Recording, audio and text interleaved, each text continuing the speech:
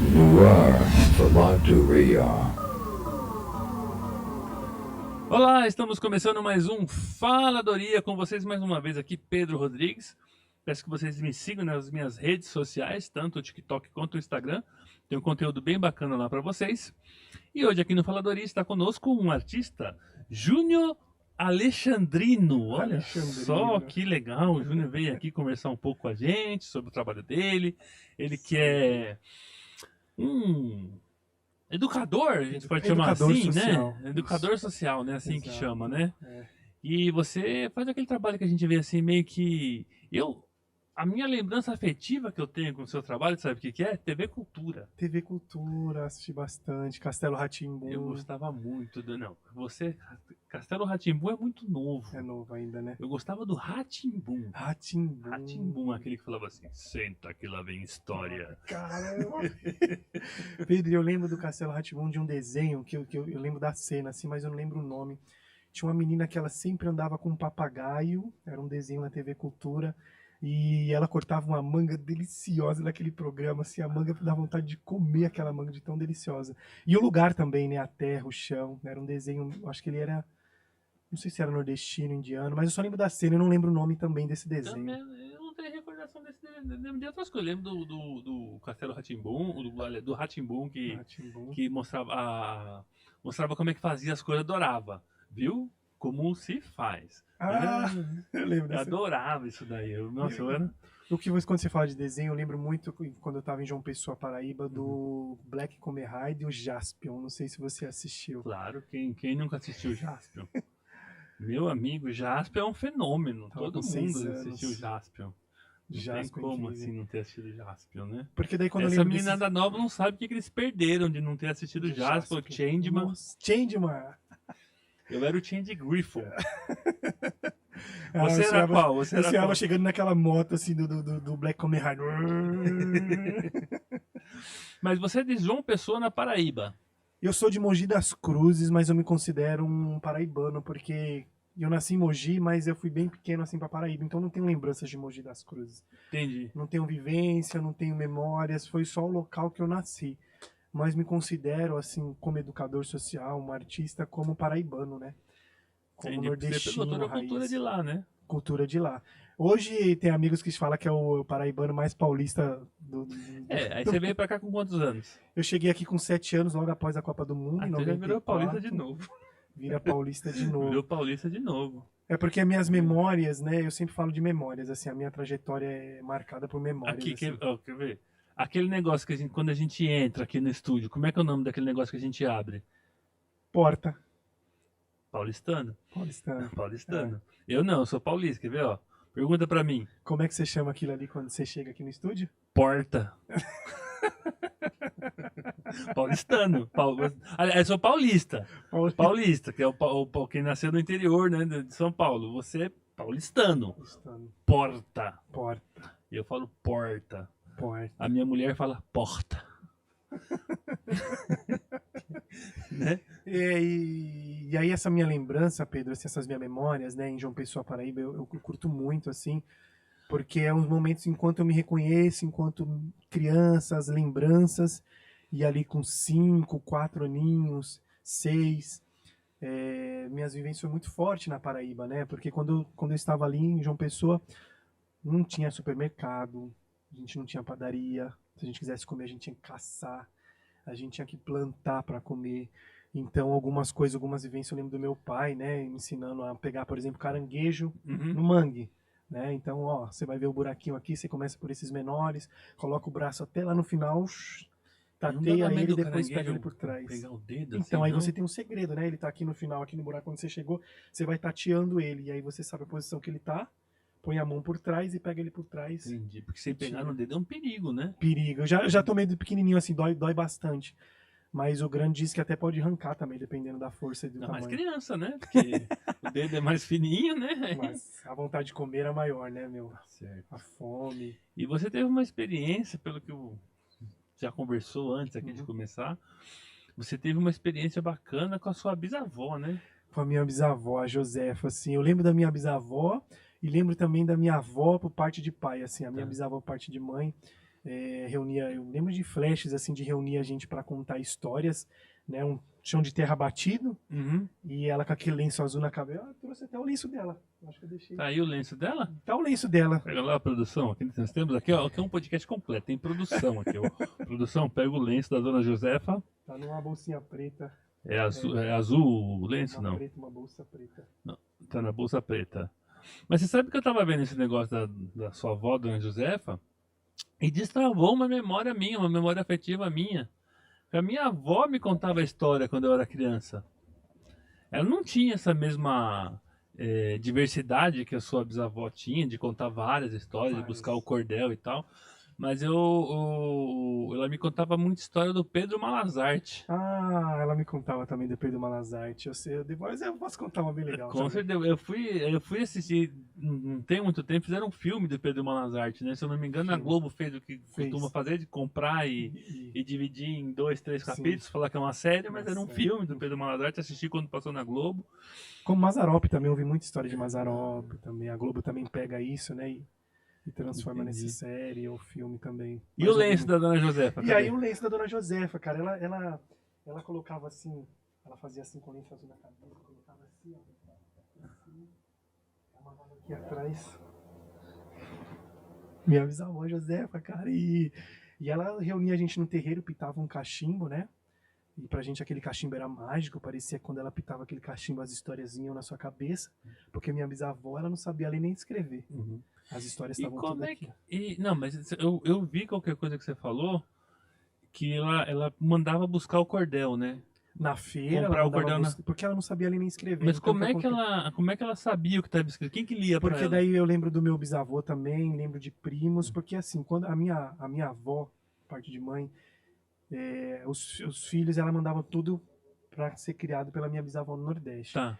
Então tinha muitos primos, a gente tinha muita gente ali para brincar e tudo, né? E aí a minha bisavó pedia para alguém comprar na feira, o meu bisavô, um primo mais velho, e aí ele lia para e aí essa pessoa que comprava lia para ela decorava as histórias e depois chamava as crianças para repassar essas histórias. E era sempre noitezinha assim, cara, bem depois que ela fazia uma tapioca ali, aquele Aí silêncio. todo mundo já reunia pra ouvir a história. Era a Eu- televisão de vocês. Era a televisão da gente naquela época. Porque eu lembro quando a gente chegou, a gente não tinha TV, assim. Teve um momento que depois tivemos a TV, mas não tinha TV. E aí era o momento, né? De ouvir Entendi. histórias, de ficar em silêncio para ouvir a manga caindo e correr as crianças para pegar a manga, caiu no escuro. Porque o bicho tá lá picando e a manga, né? Vou comendo e a manga cai. Então eu lembro desses flashes, desses momentos, assim, minha memória, né? E você transformou isso, essa experiência que você teve, você transformou numa peça. E aí, junto com o Marlon, que também veio aqui, né? A Uhum, gente transformou isso num espetáculo, né? Cordel de Camões e as histórias da minha bisavó. Contei pra ele um pouco disso, ele Que ficou tá rodando interessado. o VT pra quem estiver assistindo. Sim, tá rolando um VT, aí um pouquinho. E aí o Marlon resolveu dirigir esse espetáculo, né? Ele fez a parte toda da produção, da gente juntar essas histórias. Eu tive que resgatar algumas coisas também com parentes, com um primo meu chamado Márcio. Resgatei algumas coisas com ele também, com a minha tia também, Salete. Porque como eu era muito pequeno, vai ficando alguns flashes. E aí você apresenta isso em escolas, em espaços educacionais. Esse lugar que está passando agora foi numa casa de cultura de Itaquera, que se chama Casa de Cultura Raul Seixas, que é dentro de um parque, né? Tá. E depois de uma temporada que eu tinha feito no circuito das bibliotecas de São Paulo, aí eu fui chamado para fazer uma apresentação nessa casa de cultura. E por que é Camões? Porque a minha bisavó contava muita história de Camões. De Então, Camões. antes dela contar a história de Camões, a gente pedia muito, ela recitava um cordel. Ela Tá. colocava o pezinho dela ali no batente da porta, ficava todo imponente e recitava um cordelzinho de Camões. Entendi. E a gente, aquela rima era gostosa, né, pra quem é criança, né, ouvir rimado, né, tal, ela sempre rimando. Então, ela contava vários cordéis que levavam pra lá da feira, mas Vários. ela tinha vamos dizer assim, um apego maior com Camões. Com Camões. E porque a gente pedia muito, E né? vocês tinham um apego, então, de né? Camões, Vocês porque a gente gostavam. queria ouvir o cordel, a rima, que pra gente era engraçado, que pra gente era, nossa, sim. como que ela faz isso, né? E aquilo era um momento mágico, assim, pra gente. E aí, então eu pego essas histórias de Camões, que eu acho que é novo, eu não vi ninguém contando histórias de Camões, por Uhum. exemplo, algum espetáculo. E eu falei, eu tenho que transformar isso. E aí eu comecei a resgatar e tal, lenço. Então essas apresentações que você faz em escola e tudo mais, são só com textos de Camões. Só com texto de Camões. Então, Entendi. o cordel, eu não lembro como ela recitava, mas aí eu resgatei um texto que traz um pouquinho, para quem não escutou histórias de Camões ou cordel, eu trago um texto que traga um pouquinho de quem que é esse Camões, de onde que ele vem, né? Quem achou Camões, um cara meio sem jeito, Uhum. meio maltrapilho, e aí eu trago isso nesse cordel, rimado também. E depois eu venho contando 3 histórias que a minha bisavó contava e que eu precisei de pessoas para relembrar da família. Isso junta também a família, né? E essas histórias são bem bacanas assim. A gente começou fazendo para criança no vídeo que passou agora, né? Uhum. Mas a gente percebeu junto com o Mar e tal que é um espetáculo para os mais velhos assim, para o pessoal da melhor idade. Porque Cai bem para eles. eles lembram, né? Exatamente, porque daí traz essa memória. Da nostalgia, essa palavra que eu Nostalgia. queria lembrar, nostalgia. Porque hoje em dia você vai procurar entretenimento aí, tanto em televisão, internet, não tem nada que ver uma coisa com a outra mais, é Sim. totalmente diferente. Você vai. Pega, acho que o pessoal da melhor idade aí tá muito presente no TikTok, viu? No TikTok. TikTok, Tem uma galera mesmo. TikTok e Facebook. Você Tem. vai lá e não tem. E o entretenimento que eles têm ali não tem nada a ver Não com tem isso. É nada um a ver negócio com a contação de completamente história. diferente. Com esse resgate, né, as memórias. E é o cheiro, né, do lugar, eu lembro disso também, daquele cheiro, daquela terra, das crianças e como a gente estava preparado para ouvir histórias, né? Eu costumo dizer que quando a gente vai contar história hoje, não é tão fácil assim, porque o público também não está acostumado a ouvir contação de história, né? Uhum. É um processo também, né? Quando a gente faz o espetáculo, por exemplo, musical infantil, é um pouco, eu sinto isso um pouco mais leve, porque a música está mais presente do que a própria contação de história, né? As crianças não têm mais o hábito de ouvir história? Eu acho que talvez não, o pai, a mãe não devem contar porque também não ouviram, não sei, porque cada um tem a sua especificidade, mas a história ela fica um pouco mais longe, até mesmo dos livros, né? Ela não, talvez você ache um pouco mais difícil encontrar um pai nem num livro, ali na hora de dormir mesmo, ou na tardezinha, quando chegou de uma creche, de uma escola, né? Eu costumo ler para minha filha algumas histórias também e contar também algumas para ela. Eu acho que isso se perdeu nesse tempo, né, tão rápido, tão louco, tem que trabalhar, tem que não sei o que, o filho chegou, dorme, acorda, né, esse São Paulo, é o mundo, né, eu acho que tá nessa... É que assim, a gente não pode julgar o outro, Sim. né? Mas eu de certa forma, de muitas formas na verdade, mas inclusive nesse sentido eu sou privilegiado porque a gente trabalha por conta, né? Sim. Não tá, a gente também. faz o nosso horário, né? Não tá dependendo de fazer o horário para outra pessoa, para uma empresa e tal, então a gente consegue ter uma flexibilidade maior. Não sei, né? Eu tô sendo muito pretencioso, mas eu acho que eu fui um tanto presente nessa parte aí Sim. de contar a história, de participar. Eu gosto mais assim de outro tipo de coisa que também acho que se perdeu um pouco, que é o negócio de você.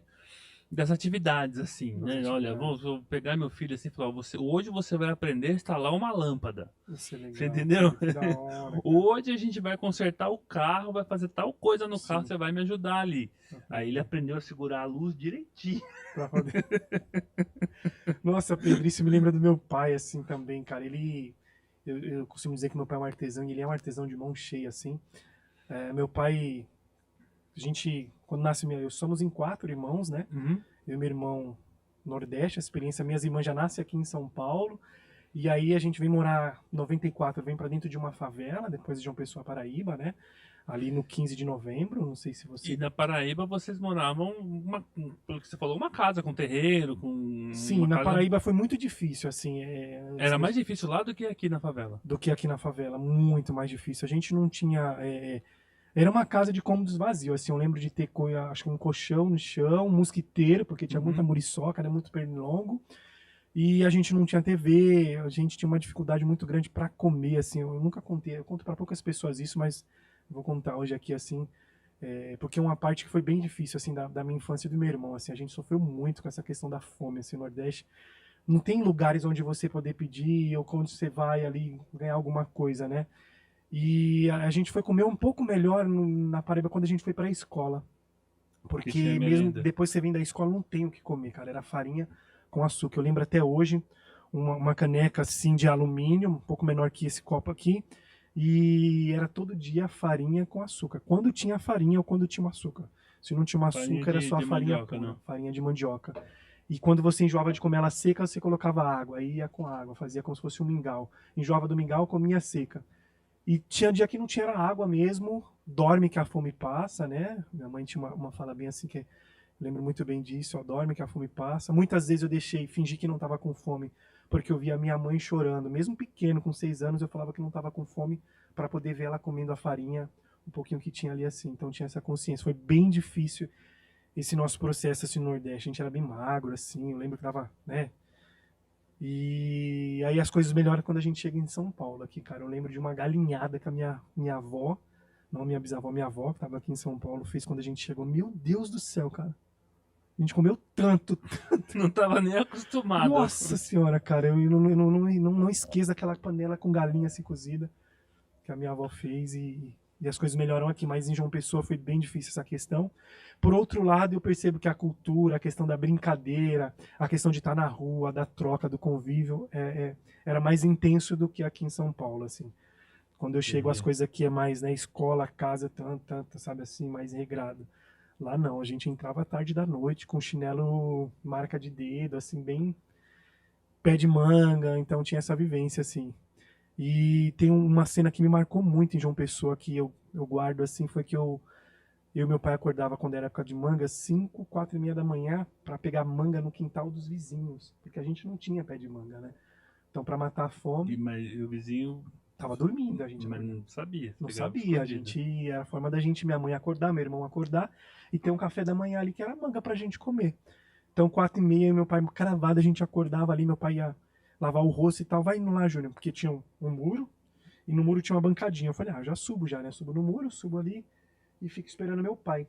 Quando eu subi nessa bancadinha, que eu fui segurar no muro, que eu apertei minha mão aqui, uma lagarta de fogo, eu esmaguei ela. Cara, eu gritei das 4 e meia da manhã até umas 10 horas, assim, e joga café, e faz xixi na mão, e tudo que é simpatia, aquela coisa queimando, queimando, queimando, queimando, e não parava, assim, eu gritei muito, cara, então me marcou essa coisa de você buscar o seu alimento e se ferir, e não é fácil, e aí quando eu chego aqui em São Paulo, as coisas mudam bastante, assim. Eu comi no Nordeste cobra, cara, que eu não como hoje, não tenho coragem de comer. Comi lolô, que é um caramujo que dá no mangue, né? Aqueles caramujos que a gente vê quando chove muito. Uhum. Lá é o maior que dá no mangue. Então você pega vários ali, as mulheres cozinham, e na época da Copa do Mundo tá ali aqueles caramujos, e você chupa ele, a gente chama de lolô com limão ali, e vai Tá assistindo o ruim, jogo. não? Cara, era um gosto meio que de frango, assim, a gente engolia, né? Mas a vivência com bicho e comer bicho era Não é também. uma coisa que hoje se fizer de novo você não E come. eu acho que eu não consigo comer assim, porque era pela fome Não, porque, mesmo, não, né? é. Não, porque assim, tem coisa, por exemplo, que tem parente nosso aí que gosta de comer tanajura. Ah, eu comi muito, cara. Mas come até hoje, não é Sim. que foi assim que viveu um período de necessidade, comia Sim. e agora A especiaria, né? Hoje É já uma tem. especiaria, porque sai quando ouve falar que tem tanajura, sai catar tanajura e cozinha aquilo, e a Sim. cozinha fica um cheiro horrível. Eu adoro aquele cheiro, cara. Eu comi muito. Hoje eu comeria tanajura. Eu gostava muito de comer tanajura. Tá vendo? A tanajura é gostoso, É pelo jeito, gostoso. então, E eu tenho né? uma música também num espetáculo chamado Meus Brinquedos, Minhas Brincadeiras, que fala da tanajura também, dessa época que a gente pegava a tanajura pra comer. Tem uma Diferente do caramujo. do caramujo. Já não era bom. Não, cara, era pela fome mesmo, assim.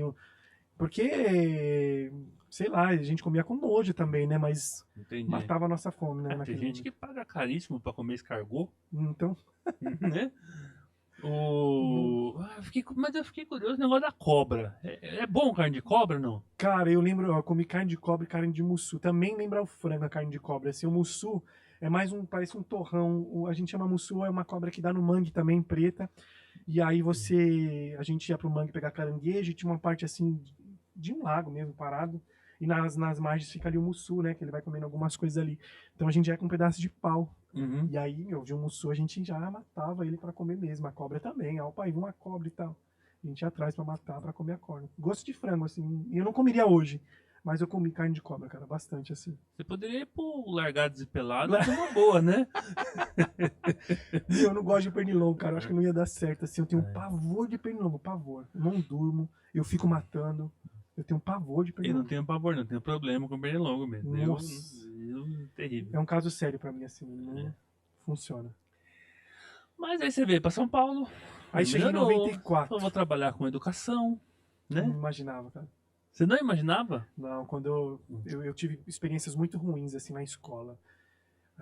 Da primeira série de não saber ler, da segunda série de não saber ler nem escrever, na terceira série não sabia ler nem escrever, e aí vai ficando no fundo, pra trás, ser esquecido. E aí eu pensava na minha cabeça assim, quem estuda a vida inteira e depois de terminar de estudar volta pra escola pra dar aula, só pode ser um louco, cara. Nossa, cara, eu pensava isso na escola, assim, com os meus amigos e tal, aqueles excluídos, assim. Então eu tive experiências bem difíceis, depois de uma professora, que eu lembro o nome dela, que era Rosana, na terceira série, que ela chama minha mãe e pergunta se minha mãe sabe ler e sabe escrever, e que ela gostava muito de mim e que queria que ela não conseguia dar atenção só pra mim, mas que ela podia emprestar uns livros pra minha mãe me ensinar em casa, assim. Uhum. E eu, se eu não me engano, era Caminhos, não sei se era Caminho Suave, alguns livros, assim, que a minha mãe, que a professora emprestava. Lembro do Caminho Suave. Eu acho que era esse A livro. babá e o bebê. Isso! A babá cuida do bebê. Exatamente, era esse. E aí eu ficava juntando as sílabas depois. E aí quando eu aprendi, assim, parece que foi libertar, assim, sabe? Agora eu tô inserido, eu tô nesse meio também com outras crianças e tá envolvido ali com a leitura. Mas foi um processo difícil na escola, assim, pra mim, só a Foi- questão que eu lembro na escola era a comida, assim, eu gostava, era maravilhoso, assim, cara. Quando eu tinha aquela bolacha wafer, cara, meu sonho era comer um pacote inteiro daquele biscoito wafer que dava 3 no recreio, assim, da escola, e eu queria comer um pacote inteiro, assim, porque era muito gostoso pra mim, nunca tinha visto aquilo em João Pessoa, né? Eu gostava quando dava macarrão com salsicha. Nossa! Macarrão com salsicha era meu dia preferido na escola, nossa. Cara, gente. Era bom o negócio. E eu não tinha vergonha, cara. Amigo não quer, eu pego lá, eu como e Tá tal. Assim. maluco, vergonha? É. Olha. Acho que eu tinha vergonha de pegar Não, comida. cara. Não, de jeito Não maneira. tinha nem um pouquinho assim. Mas eu também. Aí me apelidaram de azeitona. Depois desse processo, eu fui conhecido na escola inteira como azeitona. E eu curto o apelido nessa época que me colocam. Uhum. O meu irmão era o que caroço, bom, mas não né? pegou, porque ele não gostava e eu não ligava, então me chamava de Zezete. O azeite, o azeitona! Gritava no intervalo. E aí eu fico bem querido, assim, né? Porque vai passando o tempo e eu ainda continuo pequeno, assim. Eu sou baixinho, né? Então fica aquele querido, as professoras me chamavam de azeitona e tudo, A né? professora chamava de De azeitona. azeitona. Eu gostava muito do meu apelido azeitona, cara. Eu lembro que quando ia fazer educação física, tinha a parte assim que era onde ficavam os carros, estacionamento, e a quadra era bem lá embaixo. A gente não podia olhar a aula de quem estava tendo educação física antes do que a gente. E aí eu lembro que eu fui olhar, a professora gritou lá, azeitona!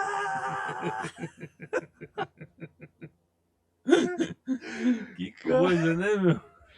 É, É legal que você levou numa boa o apelido, né? Sim, eu gostava muito, até hoje, assim, porque eu tento tirar um pouco, porque eu acho que o meu trabalho é de pesquisa, é de aprofundamento, eu gosto também de Júnior Alexandrino, né?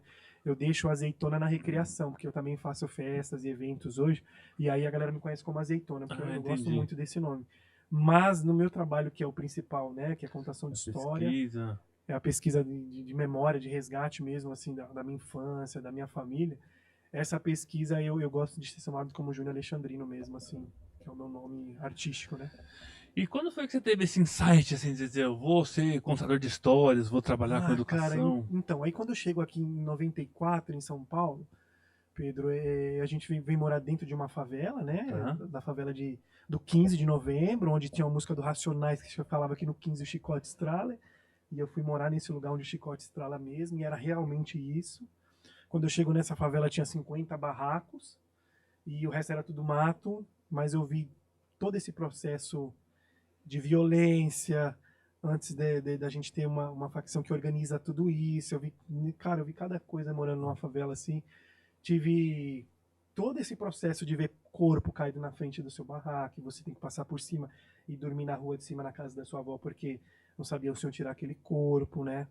Quando a gente chega para morar a primeira vez na favela, entra um rapaz que, eu não vou falar o nome, mas ele entra e coloca um revólver na mesa e fala pro meu pai, assim, a gente criança, de que lado que você tá, o que você é, aqui a gente que manda, e a gente em volta daquela mesinha que meu pai fez de madeira ali, olhando aquela conversa. Então, tive momentos bem difíceis, mas foi uma favela que me construiu e sou o que eu sou hoje, assim, cara. Enquanto educador social, porque depois, quando eu chego ali em 94, foi o ano que construí um centro social E nesse centro social eu comecei a ser aluno por causa das quadras, eu queria ser jogador de futebol, e aí a Copa de 94, o Romário, o Bebeto. E aqui em São Paulo o futebol é muito mais forte do que as brincadeiras. A minha família também monta um time em 94 chamado Ômega, que tem até hoje. E aí eu e meu irmão que era pequeno, a gente ia acordar os jogadores para poder ir para os jogos, né? E o futebol ficou muito forte assim, aí fui abandonando um pouco a escola. Hum. E que me faz falta hoje, assim, né? Sinto tanta coisa que eu poderia ter aprendido e que me faz falta hoje, assim. Tanto nos meus trabalhos, enquanto escrita, enquanto leitura, enquanto autores, assim. Mas eu busco ainda hoje, assim, né? Tentar resolver essa parte. Mas se eu tivesse dado um pouco mais de atenção e não como todo menino favelado e de Zona Leste que o sonho é ser jogador de futebol, porque não era só eu, né? Acho que quase a favela inteira ali de meninos, nosso sonho era ser jogador de futebol, na época era o rap, né? Que era muito forte. Quando eu cheguei em 94, a gente tinha um palco na frente das favelas, tanto Tiradentes quanto Itaquera, Guaianazes, que vinham pessoas de lugares diferentes para poder apresentar o É o rap. que era o rap, guardadas as devidas proporções e as peculiaridades, mas é o que é o funk hoje, né? Que é o funk hoje, É que o exatamente. funk é muito mais pornográfico, acho que a palavra é essa. O rap era muito mais de protesto. Acho que muito É. mais válido do que o funk. Na minha opinião, o rap era Sim. muito mais válido, Crítico, né? Você assim, fala. mais crítico, né? Do que É que, é o que o. eu falo quando você fala do funk, Pedro, por isso que eu trouxe aquele livro dessa autora Babette Colley, que eu gosto Aham. muito, que eu quero mostrar ele. O quanto está faltando essa discussão, o quanto falta isso de poder conversar, o quanto falta a gente entender que não é ensinar o outro a fazer sexo, mas é falar que isso existe, né? Que pinto é pinto, vagina é vagina, né? Pênis é pênis, a gente tem que entender isso. Eu costumo pensar assim, mais próximo de mim quando eu falo desse assunto, que numa aldeia indígena não existe um palestrante de sexualidade para dar aula de sexualidade. Como é que as pessoas se resolvem? Porque o menino Liga pra sabe, né? ele, né? Ele sabe o que, que é, né? O pênis e sabe o que, que é a vagina, então como é que a gente constrói essas relações, né? Como é que o menino no funk fala que fica 3 horas dentro da mulher sem gozar? Então parece que tá faltando coisas aí. Eu tento levar isso para esse lado, assim. Mas é o que vende, né? Uma mídia que se Uhum. apropria desse funk, aí vende enquanto comercial, enquanto capital. E é a única, talvez, forma de se encontrar enquanto coletivo, enquanto grupo, né? Um menino da Uhum. comunidade, né? Agora eu tenho um grupo e me sinto fortalecido enquanto grupo, né? Que é o funk, é meus rolezinhos Uhum. e tal, é esse grupo que eu protejo, é esse grupo que me protege, é o grupo que me conhece, sabe das minhas fraquezas, das minhas qualidades. Mas você concorda que pra... era muito mais perigoso Uhum, para para quem governa o país, uhum, que não quer que a gente. Acho que você vai concordar comigo sim, que os governantes não querem que as pessoas é, tenham discernimento de que o país é nosso. Era muito mais perigoso para esses governantes o rap o rap, do que sim, é o funk hoje. O sim, funk hoje porque virou muito mais um entretenimento do que qualquer sim. outra coisa. Mas Então, tem quer um. dizer, então, nesse sentido, é muito mais vantajoso para quem está à frente do governo e mal intencionado de que as pessoas gostem de funk mesmo. Né? Porque não fala nada com nada, não promove nenhum tipo de revolta da população. Você pegava um rap antigamente que o cara reclamava do Estado, reclamava da polícia, reclamava da violência, reclamava Uhum, no próprio Racionais, meu. sim. Que é É, aquela, não vou saber citar aqui de cor a letra, mas ele falava do. Mas se eu fosse aquele moleque de touca que engatilha e enfia o cano dentro da sua boca. Aí ele, nessa mesma linha de raciocínio, ele falava, "Ah, mas tem um outro que tá embaixo do sujo, debaixo de um carro, sim. o outro mano lá que tava debaixo de um carro, que é um mecânico, né? E o outro que tá dentro de uma cela. De uma certa forma, ele tá dando ali para as pessoas olha, se mexe, Uhum. se toca, o país é nosso e estão fazendo você de miserável. Eu costumo pensar assim, Pedro, que são tempos e momentos diferentes, né? O momento Uhum, que a gente vive hoje, o momento que foi o rap, né? Como que era a mídia, como que era gravado nas fitas, como era difícil você escutar o rap do outro, né? uhum, Que tava ali em Guaianazes, era difícil você conhecer o trabalho do outro rapaz que cantava rap de Guaianazes, do nosso lado ali de Itaquera. E hoje com a mídia a gente tem isso muito, muito fácil, assim, né? Mas também é uma mídia também voltada ao capital, né? E que se apropria dessa cultura, porque quando eu falo do funk, eu fico pensando também que é difícil chegar a coisa boa também, né? Porque tem uma menina que eu trabalhei como educador social, que ela desenvolveu um projeto na época chamado Será que vai dar funk? Uhum. Com a molecada ali, porque esse projeto social ficava no meio de duas favelas e tal, e o funk tava bombando, assim. E aí ela começou a pesquisar alguns artistas que traziam esse cunho também de crítica, né? O Missy Leozinho, a gente pega a música do Hariel hoje, que é aquela música Cracolândia também, que daí traz uma crítica também. Mas aqui, mesmo essa Cracolândia, como ela chega na mídia de forma capital, porque eu vou ganhar em cima dela, né? Porque é isso, o menino que vê hoje lá na mídia, ele quer ser feliz a todo custo, cara. Eu Não. entendo essa rapaziada, assim, nesse momento, porque, cara, o meu pai trabalhou a vida inteira. Trabalhou a vida inteira, é um pobre fudido, mora na favela, não tem e não vai ter condições. Eu quero isso, eu não vou usar o exemplo do meu pai, eu tenho o exemplo do meu tio. Uhum. Né? Mas a molecada, qual que é o exemplo que ele vai ter em casa, né? Se eu penso na favela, primeiro que o menino, a grande maioria de quem mora na favela mora só com a mãe, né? Você não tem a figura do pai também que tá ali, né? Não tô dizendo que isso, a mãe faz o papel do pai também ali, a mãe é guerreira, trabalha pra caramba. Mas aí, quem eu vou trazer como esse meu, para me poder me espelhar, quem é que eu trago isso, né? A minha honestidade, a minha guerreira é a minha mãe, eu vou defender. Na favela você não existe aquele palavrão filha da. Não existe, porque dá briga, vai dar. Na escola não existe escolas da periferia, né? Esse palavrão. Fora isso, o que eu vou usar de exemplo é o funk que eu tô escutando na mídia. É o artista, né? É o artista. Se especializando- É o se cara que especializando também veio do lugar que eu vim como pobre. Ele é um só. E aí ele se torna esse cara que tem dinheiro pra caramba. Ele pega todas as mulheres. Ele tem um puta carrão. O jogador de futebol também, né? É o Neymar que veio de baixo. Enfim, né? Esses jogadores que a gente sabe todos aí. E eu também quero ser como ele, mas ele é um só, né, cara? A gente é aquilo, né? A regra virando a exceção também, né? Uhum. Então a gente vai ter várias coisas pra gente poder discutir esse momento de hoje, mas eu acho que o funk, ele acaba se tornando assim uma forma também de buscar do Menino da Favela se tá, como eu te falei, como grupo, como conquista também, como crítica também. Se a gente pesquisar, tem uns funks bacana também. Tem um funk que saiu hoje também que eu tava escutando, de um menino fantástico. O duro é isso, o duro é você ter que pesquisar pra achar, né? Porque até se achar, você acha mais legal, né? Não, cara, né? que o povo, os produtores, né? Porque quem tá por trás disso são os produtores, não. O próprio cara que canta o funk, hoje tá muito mais pulverizada a questão de você produzir música, mas o próprio cara que tá cantando, ele acaba, muitas vezes é o próprio produtor, né? Vamos dizer assim. Sim. E ele sabe o que vende. O que vende eu falar sobre sexo e palavrão, e então ele vai cantar isso. Né? Mas É o que dá dinheiro, né? Vai ter que, é o que dá dinheiro, né? E de uma certa forma. Mas é isso, né? Se a gente pensar no rap, quando a mídia também se apropria do rap, né? O rap cai, quando a mídia se apropria do rock, também aí vai vender o rock com amor, é o que vende, né? Então o rockzinho, aí não tem mais as bandas de punk crítica que canta, aí também cai. E é isso que vai fazer com o funk, né? Tem cada momento ali, cada época vai ter o seu boom, e aí quando a mídia se apropria também, vende a qualquer custo, sem, como você falou, sem cultura, sem crítica, sem, né, alguma coisa que fala ali da minha realidade. E aí isso também não se sustenta, né? Porque, salvo engano, o funk, quando nasceu no Rio de Janeiro, era muito mais crítico do que é hoje, né? Sim.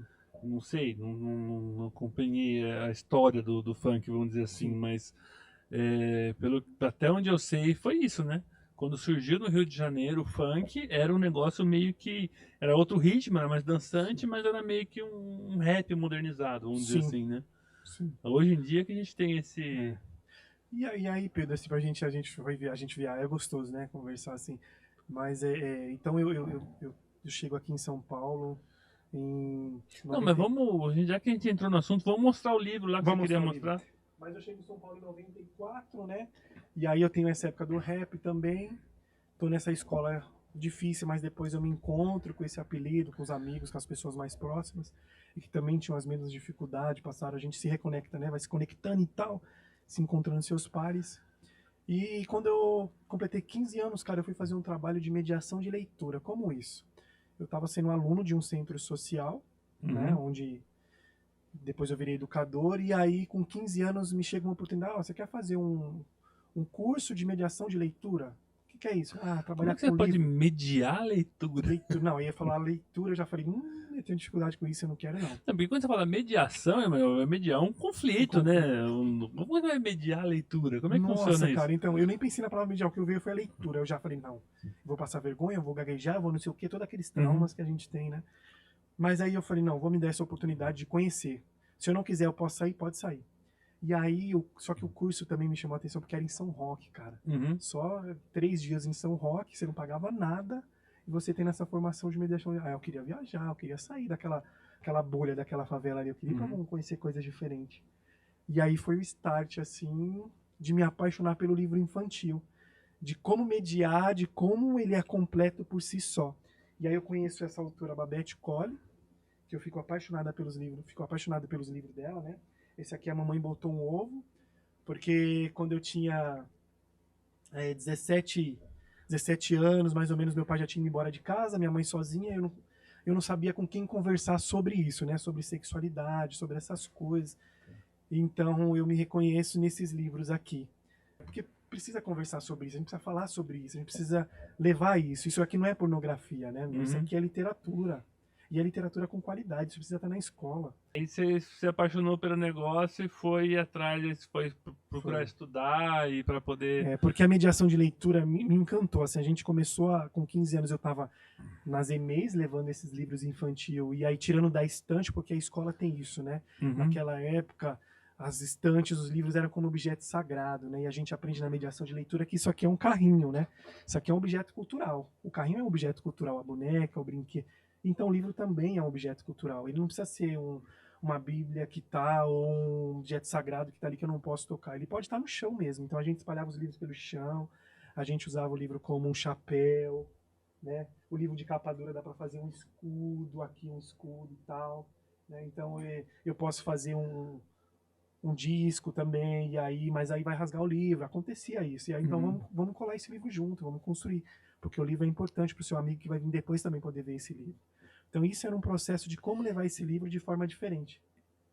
E um outro trabalho que você faz, você falou de colar o livro junto com as crianças, é construir brinquedo com as crianças também, né? Sim, e aí quando eu tô nesse projeto também, o projeto não fica só focado na mediação de leitura, ele resgata as brincadeiras de roda. Então a ciranda, então vai resgatar o de abóbora faz melão, do melão faz melancia, pra gente brincar com essas brincadeiras mesmo, só com a voz. A gente trabalhava só com a voz, nada de instrumento. Então, o projeto é levar o Não, livro... mas digo assim, tem a história de você...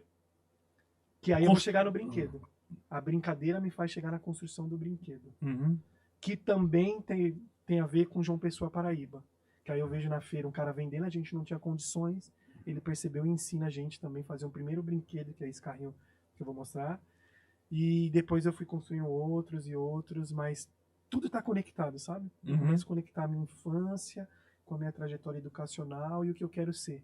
Eu não quero ser mais um jogador de futebol. Eu quero ser como aquele educador. Ele não é igual o professor chato, né? Que eu tive dificuldades. Não é todos, não é generalizar, mas eu tive algumas dificuldades. Eu tinha essa visão do professor só senta e faz a lição e copia. E quando eu vou no centro social, eu tenho um cara que me ensina brincadeiras, o cara que pergunta se eu tô bem, o cara que me dá bom dia, que não me chama do número da chamada, mas me chama pelo nome. Azeitona? Exato, e aí me chama, o azeitona pega um pouco mais, aí fica mais gostoso ainda, né? E aí eu tenho contato com o violão, com a música, então todo esse processo de centro social, que depois, quando muda esse processo de governo, muitos centros sociais se fecham e a gente perde essa importância do centro social para uma comunidade. Porque a lei de filantropia lá, de poder acabar com o imposto, não vale mais para centro social, é só para a escola. Aí o centro social fechou nessa época que muda o governo. Mas enfim, é outra conversa. E aí eu comecei a construir brinquedos dentro desse projeto. Eu fiz 3 projetos de brincadeiras. Começou com Brincadeiras do Meu Brasil, Brincadeiras da Vila Põe o Progresso. VT aí, Gudo. Você E montou uma peça também, né? Becos, Histórias e Brincadeiras.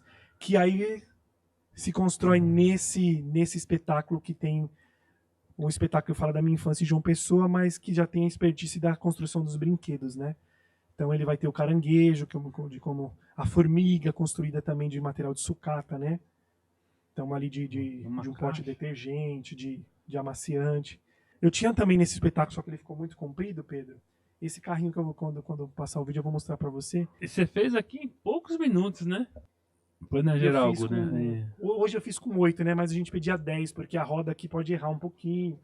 A gente pode usar as tampinhas também pra E fazer é legal porque o farol conforme aqui, ó, tá vendo? Conforme a roda gira aqui, ele gira em Aí ele cima vai ali, girando né? em cima ali, ó. Conforme a roda gira aqui embaixo, porque tem um elástico aqui dentro cruzado, que vai funcionando como se fosse o motor dele, tá vendo? Mas o que eu achei legal também no teu trabalho é que se a pessoa quiser, você, para fazer uma contação de história, fazer uma brincadeira com as crianças em festas particulares, você faz também. Geralmente eu separo um pouquinho, assim, é que quando a mãe pede muita contação de história, né? Porque a contação de história é uma pesquisa, é um trabalho mais... E as brincadeiras é algo que já vem de dentro de mim desde criança. Então não deixa de ser uma pesquisa, mas está muito mais fácil de fazer ali recriação, de propor brincadeira. Mas eu tento separar a recriação da Recriação é uma festa, coisa e contação de história é outra. contação de história é outra. Eu tento separar esses dois, tanto que eu me chamo Azeitona na recriação e na contação de história eu me chamo Júnior Alexandrino. Se quiser te contratar, é no 9. É o 11, né? 975790000. É 4 zeros no final. E esse foi mais um Faladoria e até a próxima. Lucy View for Lock to Rio.